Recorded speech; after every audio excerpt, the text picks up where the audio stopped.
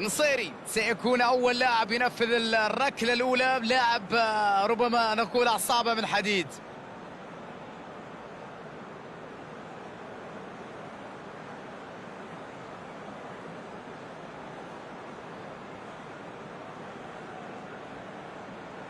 أول ركلة سينفذها نصيري.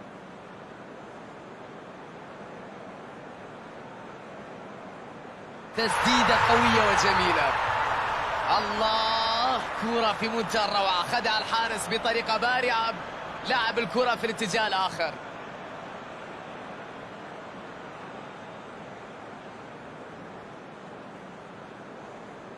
الله على اللقطة وعلى تألق حارس المرمى.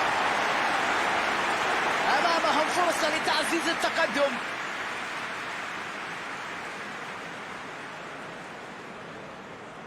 سددها بطريقة سيئة. لعبة جميلة لكنه لم يكن محظوظ، ضربة ضائعة. الآن يتقدم اللاعب الثاني. حسرة كبيرة. نعم لقد ضيع الكرة. مع هذه الركلة هل ينجح في تعميق جراح الخصم؟ الكرة ترفض الدخول على الرغم من خداع الحارس. ثم مع الثالث الآن.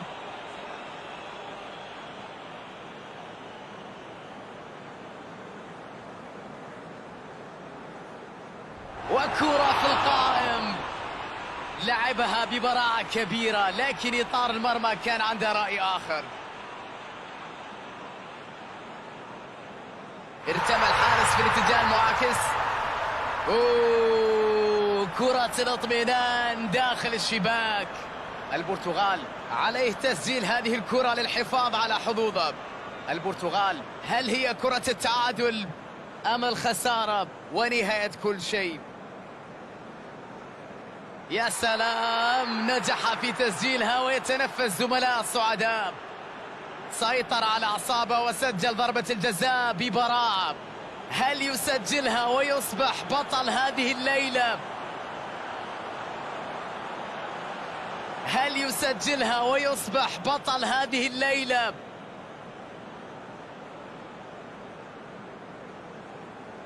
وكرة ضائعة كانت قريبة جدا لكن عادت من خشبات المرمى. البرتغال لو ضيع هذه الكرة سينتهي كل شيء. البرتغال عليه تسجيل هذه الكرة للحفاظ على حظوظه. سجل ويستمر فريقه في القتال في المحافظة على أمله. الآن الدور على اللاعب السادس.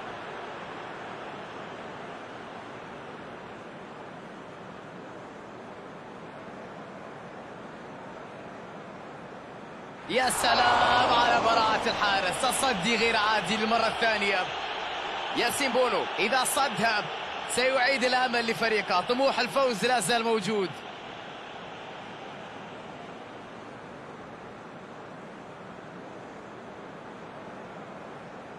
يا سلام، ينجح في إنقاذ فريقه. هذه كرة الاطمئنان.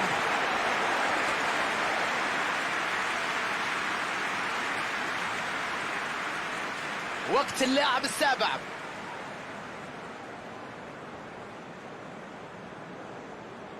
تصدي غير عادي، حارس كالف.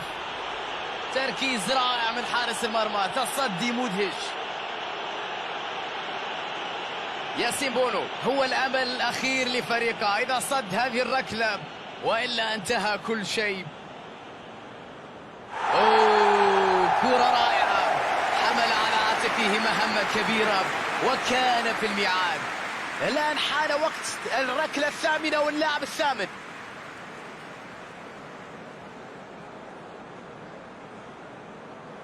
يا سلام على براعة الحارس، تصدي غير عادي للمرة الثانية.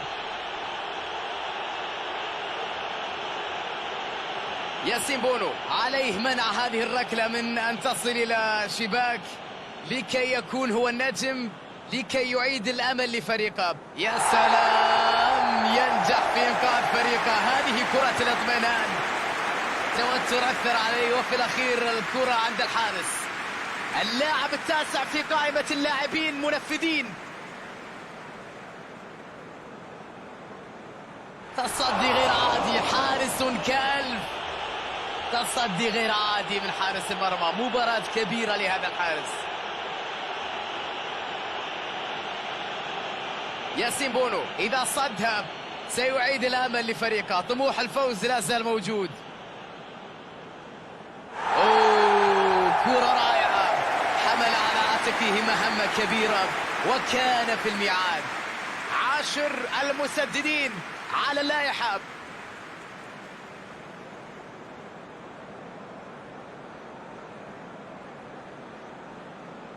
يا سلام على براعة الحارس، تصدي غير عادي للمرة الثانية. ياسين بونو هو الأمل الأخير لفريقه إذا صد هذه الركلة، وإلا انتهى كل شيء. يا سلام، ينجح في إنقاذ فريقه. هذه كرة الاطمئنان. نصل لآخر لاعب، المسدد 11.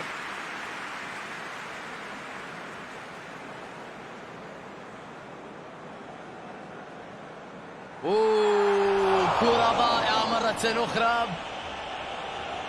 ياسين بونو عليه منع هذه الركلة من أن تصل إلى شباك لكي يكون هو كرة رائعة، حمل على عاتقه مهمة كبيرة وكان في الميعاد.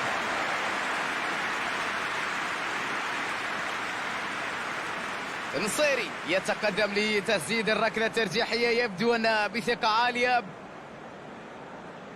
تقدم وسددها بكل ثقة. هذه ركلة جزائية مذهلة.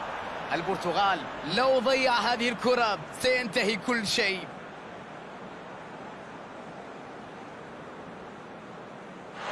ركلة أخيرا حددت الفريق الفائز بعد ليلة عصيبة. منافسة قوية جدا في 90 دقيقة، بعد ذلك في الأشواط الإضافية، والآن في ركلات الترجيح. في نهاية الأمر الفائز كان يستحق، لأنه كان في حالة تركيز عالية في ركلات الترجيح. كانت مباراة صعبة جدا، عصيبة طويلة، ودائما ما تكون ركلات الترجيح هي الطريقة الأصعب لإنهاء المباراة، لكن أظن أنهم أبلوا بلاء حسنا بالسيطرة على أعصابهم والفوز. شكرا لكم متابعينا الكرام في كل مكان، نلتقيكم في مباريات قادمة.